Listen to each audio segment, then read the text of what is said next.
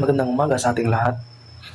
Ngayon ay tatalakayin ko ang aking nagawang thesis review patungkol sa epekto ng modernisasyon ng wikang Filipino sa pag-aaral ng mga senior high school sa Universidad ng Pangasinan. Ngayon, simulan natin sa unang bahagi. Sa panimula, ang isang wika ay isa sa ginagamit nating instrumento sa komunikasyon. Mahihirapang magtagumpay ang komunikasyon kapag walang wikang ginagamit. Kailangan naman ang komunikasyon hindi lamang sa pagpapalitan ng mensahe, kundi sa pagkatuto at sa pagkalat ng karunungan at kaalaman sa mundo. Hindi matatawaran ang kahalagahan ng wika sa pagkikipagtalastasan at pakikipag-ugnayan tungo sa pagkakaunawaan at pagkakaisa. Walang saysay ang sangkatauhan kung wala ang wika, sapagkat walang hiraman, kultura at paraan ng pamumuhay. Walang mangyayaring kalakalan, walang pagbabahagi ng mga tuklas at imbensyon, walang palitan ng talino at kaalaman, walang diplomatikong pagkakasundo ang bawat pamahalaan, at walang pagtutulungan sa paglinang ng siyensya at teknolohiya. Ang kawalan ng wika ay magdudulot ng pagkabigo ng sangkatauhan. Sa kabilang banda naman, ang pagkakaroon ng wika ay nagreresulta sa isang maunlad at masiglang sangkatauhang bukas sa pakikipagkasunduan sa isa't isa.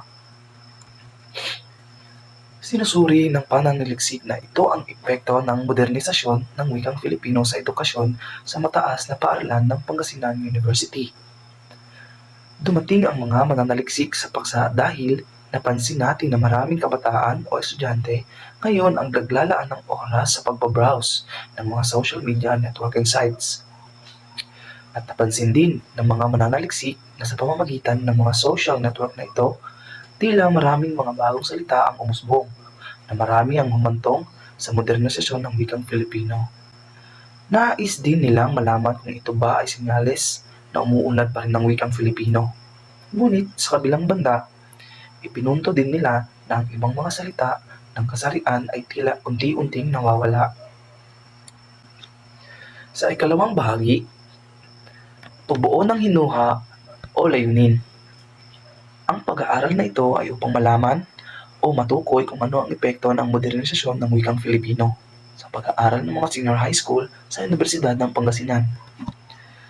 Layunin din ng pag-aaral na ito na sagutin ang mga katanungan na nakatala sa ibaba. Ang unang tanong, paano nakakaapekto ang modernisasyon tungo sa pag-unlad ng wikang Filipino? Ikalawang tanong, epekto ba ng modernisasyon ang mga makabagong teknolohiya at social media ang tuluyang pagkalimot sa mga lumang salita? Pangatlo, pag-ugali o asal ng mga respondente sa paggamit ng wikang Filipino.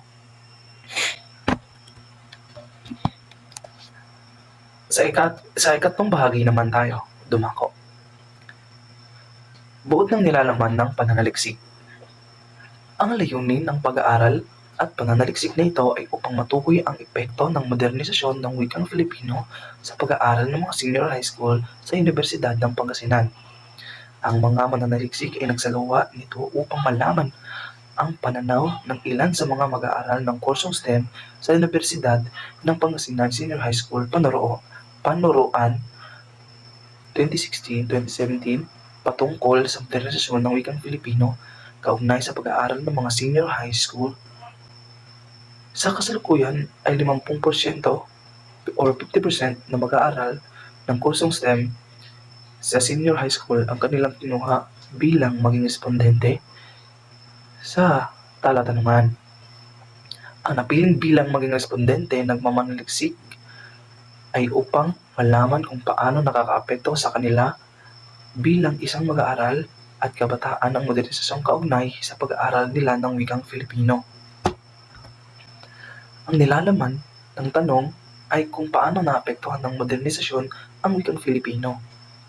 Ang pag-aaral na ginamit ng mga mananaliksik ay sa paraang descriptive o analytic at napiling gumamit din ng survey questionnaire bilang pangunahing instrumento upang maipakita ang mga datos at impormasyon na kinakailangan sa kanilang pag-aaral.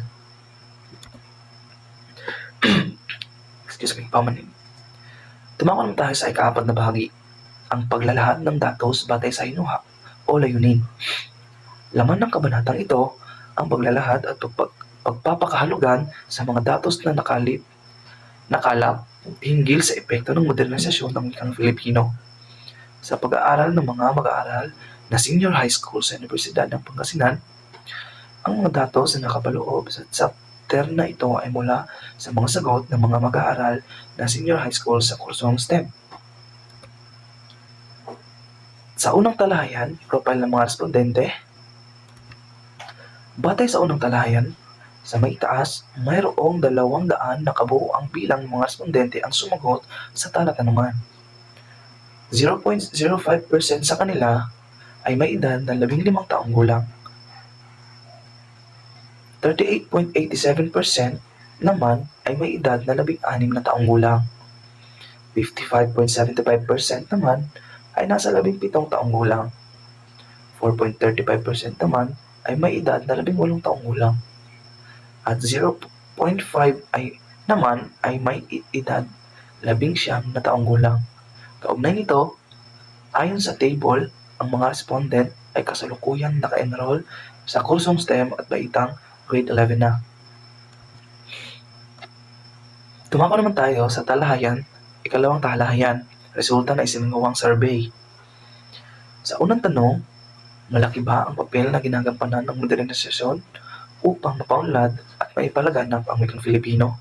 Ikalawang tanong, nakakatulong ba sa patuloy na pagyabong ng wikang Filipino ang mga iba't ibang social networking sites tulad nga Facebook, Twitter at Instagram? Ikatlong tanong, ang mga bunga ba ng modernisasyon tulad ng social networking sites, text messaging blog at iba pa ay isa rin sa mga salik na nakakaapekto sa pagkabaon sa limot ng mga makalumang salita? Nakaka-impluwensya ba ang mga bunyagang salita na siyang nagbubunsod sa bandwagon effect sa pag-unlad at pagbabago ng wikang Filipino? Mas mainam bang gamitin ang wikang Ingles sa paglalahad ng iyong saloobin at opinyon sa social media sites upang mapaigting ang iyong punto? Ika-6 na tanong, bilang isang kabataan at mag-aaral, madalas mo bang gamitin ang wikang Filipino sa pagpapahayag ng saloobin mo sa social media? Ika-7 tanong, gumagamit ka ba ng estilong Jejemon sa pagpapahayag ng iyong mensahe? Ika-8 tanong, nauunawaan ka ba ng iyong kausap sa tuwing ikay gumagamit ng format na Jejemon sa paglalahad ng iyong mensahe? Ika-9 na tanong, nakakatulong ba ang pagiging konyo sa pananalita sa pag-unlad ng wikang Filipino? Ika-10 tanong, bilang isang estudyante at ng senior high school, responsable at maayos mo bang ginagamit ang wikang Filipino sa pag-aaral, pakikisalamuha, at paglalabas ng saloobin o opinyon sa social media at maging sa realidad? Kadugtong, sa bilang 1 hanggang 3, tumatalakay tungkol sa epekto ng modernisasyon sa wikang Filipino. Sa bilang 4 naman at 5, tumatalakay tungkol sa impluwensya ng kultura ng ibang bansa sa wikang Filipino. Paumanhin. Bilang 6 hanggang 10, ang tanong ay tumatalakay patungkol sa asal ng mga mag-aaral sa senior high school STEM sa paggamit ng wikang Filipino. Ipinapakita ng Table 2 ang naging resulta ng isinagawang survey sa mga mag-aaral ng kursong STEM. Sa bilang 1 hanggang 3 ay may hinuhang positibo ang pananaw ng mga respondente sa epekto ng modernisasyon sa wikang Filipino. Sa kadalilanang, mas mataas na porsyento ang sumagot ng oo sa mga tanong na bilang 1 hanggang 3. Ang bilang 4 naman at 5 ay tumatalakay sa impluwensya ng kultura ng ibang bansa sa wikang Filipino. Ayon sa datos na nakalap, ang nasabing bilang ay may positibong sagot na oo dahil sa nakakuha ang pang-apat na bilang ng 66.2% at ang bilang ng pang-5 naman ay nakakuha ng 59.3%. Kung ikukumpara ito sa bahagdan na ang kuha sa sumagot ng hindi ay higit na mas mataas ang sumagot ng oo. Nangangahulugan na positibo ang epekto nito sa pagpapaunlad ng wikang Filipino. Ayon sa bahagdan sa tanong na bilang pang-anim, mayroon itong 52.7%. Makikita ang maraming kabataan at mag-aaral ang madalas magpahayag ng saloobin sa social media gamit ang wikang Filipino bilang medium na lengguwahe. Ang bahagdan naman sa nakuha sa mga bilang na 7 ay 56.8%, sa 8, 25.5%, at 9, 53.5% ay nagpapakahulugan ng karamihan ng mga respondente ay hindi tinatangkilik at ginagamit ang estilo ng Jejemon at Konyo na pananalita o paglalahad ng saloobin at opinyon.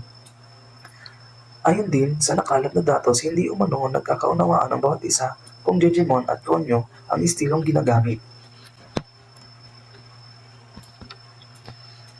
Dumako naman tayo sa horizontal bar graph sa ibaba na nagpapakita ng datos na nakalap sa isinagawang survey. Makikita natin ang graph sa itaas ay naglalarawan ng mga datos na nakalap ng mga mananaliksik. Ang kulay kahil ay tumutukoy sa bahagdan ng sumagot na oo, samantalang ang kulay na asul ay tumutukoy sa bahagdan na sumagot ng hindi. At sa panguling bahagi, konklusyon. Malaki ang papel na ginagampanan pamanhin. Sa una, malaki ang papel na ginagampanan ng modernisasyon upang mapaunlad at mapalaganap ang wikang Filipino. Pangalawa, nakakatulong ang iba't ibang social networking sites tulad ng Facebook, Twitter at Instagram sa pagyabong ng wikang Filipino. Ikatlo, bagamat ang ilang mga bunga ng modernisasyon din tulad ng social networking sites, text messaging, blog at iba pa ay isa rin sa mga salik na nakakaapekto ng pagyabong sa limot ng mga kinagisnang salita. Pangapat, ang banwagon effect na dulot ng mga banyagang salita at kultura ay napag-alaman na nakaka-impluwensya rin sa pagunlad at pagbabago ng wikang Filipino. Ikalima, marami ang nagsabi at naniniwalang mas mainam gamitin ang wikang Ingles sa paglalahad ng kanilang opinyon sa social networking sites upang mapaigting ang kanilang punto. Yun lamang po. Maraming salamat.